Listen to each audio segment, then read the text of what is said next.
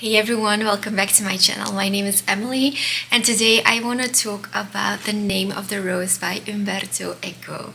I recently finished this book. It was a recommendation of a friend and I'm very happy that I've read it. I am ready to talk about it. I have a bunch of notes that I've made while I was reading this novel and so let's get into it. First of all, the novel got published in 1980, so it isn't that old. The book is studied at a lot of universities, and the author, Umberto Eco, was a professor. He studied semiotics and medieval history, and that really shines through in his writing. That isn't always a good thing, in my opinion, because he doesn't really make an effort to make it accessible for everyone. I do believe that this book is for a select group of people because it's not accessible and it's very hard to read. It's not an easy read at all. I don't think Eco was trying to make it accessible because I think I've read somewhere that he has written the novel for people who can make it to the end. Let me just quickly read the summary of the novel. The year is 1327. Brother William of Baskerville arrives at a wealthy Italian abbey on theological business. When his delicate mission is overshadowed by 7 bizarre deaths, Brother William turns detective. He collects evidence, deciphers secret symbols and coded manuscripts, and digs into the eerie labyrinth of the abbey, where extraordinary things are happening under the cover of night. A spectacular, popular, and critical success, The Name of the Rose is not only a narrative of a murder investigation, but an astonishing chronicle of the Middle Ages. Now, when I first got into this novel, I thought that the murder mystery was going to be a very important and big part of the novel because it is marketed like this.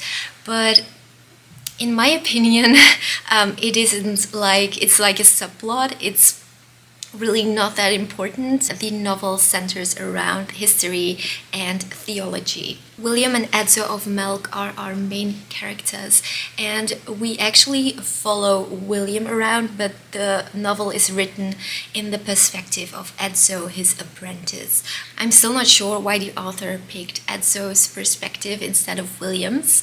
I thought it was going to be clear by the end of the novel, but I'm trying to figure it out. Okay, so let's dive into the notes that I've written down.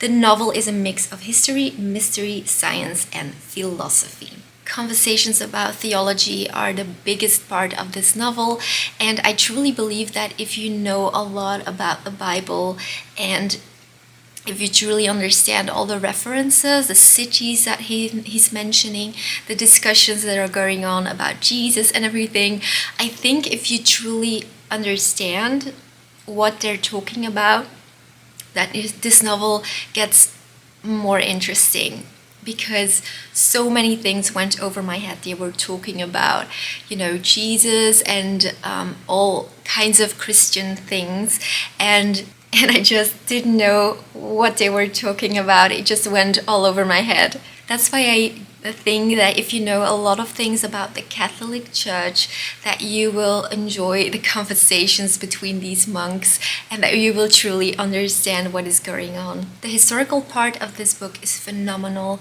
because Eco truly knows this medieval world, and it truly feels like you're getting sucked back in time to 1327 in a medieval monastery, and it really feels like you're there. There also is a lot of Latin in this book, and it doesn't get translated. Maybe some editions have a translation in the footnote, but this one hasn't. It didn't really bother me, and I didn't feel like I was missing something by not understanding it. So obviously I skipped the Latin parts because I didn't understand. Now I want to talk about the writing style of Umberto Eco. I've seen that a lot of people describe his writing style as beautiful and poetic. I don't feel this way. I found his writing style to be kind of dry, not flowery at all, just to the point. I didn't mark any quotes. I have a lot of stickers, but those are just stickers for like when something happens or when I want to get back to a certain point really fast.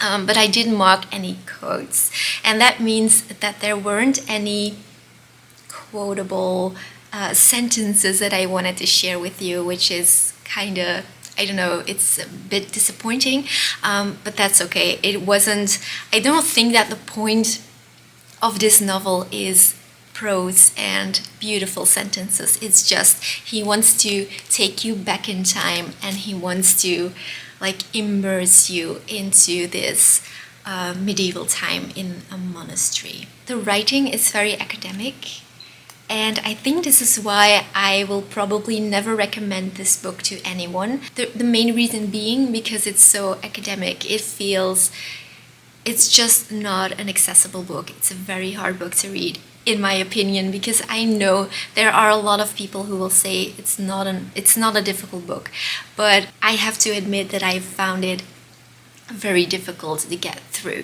This was actually a second-hand copy. Someone started reading this book and stopped at page like around 100 because there was like a flipped page at the corner. I don't know how you say it in English, but some people don't use bookmarks, and they kind of flip the corner of the page like this. I don't know how you say it in English. And until page 100, there were constantly like flipped pages. Like here, you can see it maybe on camera. Here the person flipped a page, and around page 100 it stopped. So I know that this person, the owner before me, stopped reading around page 100. The Name of the Rose gets studied at a lot of universities. I don't really know why. If you know why, just let me know in the comments, because I would love to know. I would also love to know the meaning of the title, because I haven't figured it out yet. I am not smart enough. I wouldn't recommend this book to readers who are like just beginner readers or not experienced. And by this I mean readers who don't really read a lot of books. It kind of reminded me of Dan Brown's The Bernini Mystery. I think that's the title. It feels like Dan Brown's book is just the murder mystery that is pulled out of this book and made accessible. That's how it feels. Like Dan Brown took the murder mystery and the abbey setting, and he turned it into a detective thriller. That's how Dan Brown's book feels. And now that I've read this book, I think that Dan Brown might be inspired by this novel. I would love to read to you guys a part of the novel so you can get to know the writing style. It was a beautiful morning at the end of November. During the night it had snowed, but only a little, and the earth was covered with a cool blanket no more than 3 fingers high. In the darkness, immediately after Louds, we heard a mass in a village in the valley. Then we set off toward the mountain as the sun first appeared. While we toiled up the steep path that wound around the mountain, I saw the abbey. I was amazed, not by the walls that girded it on every side, similar to others to be seen in all the Christian world, but by the bulk of what I later learned was the edificium. This was an octagonal construction that from a distance seemed a tetragon, a perfect form which expresses the sturdiness and impregnability of the city of God, whose southern sides stood on the plateau of the abbey, while the northern ones seemed to grow from the steep side of the mountain, a sheer drop to which they were bound. I might say that from below, at certain points, the cliff seemed to extend, reaching up towards the heavens with the rocks' same colors and material, which at a certain point became keep and tower, work of giants who had great familiarity with earth and sky. 3 rows of windows proclaimed the triune rhythm of its elevation, so that what was physically squared on the earth was spiritually triangular in the sky. As we came closer, we realized that the quadrangular form included, at each of its corners, heptagonal tower, 5 sides of which were visible on the outside, 4 on the 8 sides, then of the greater octagon producing 4 minor heptagons, which from the outside appeared as pentagons. So this is the start of the novel actually. This is the first day, and I hope that you kind of feel the writing style. It is very detailed, as you can see, because we're just getting a description of a building. Alright, so I hope that this little book review was helpful for you to decide whether or not this book would be something to pick up.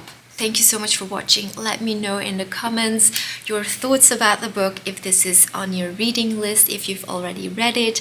And yeah, I would love to know. So see you guys next time. Bye.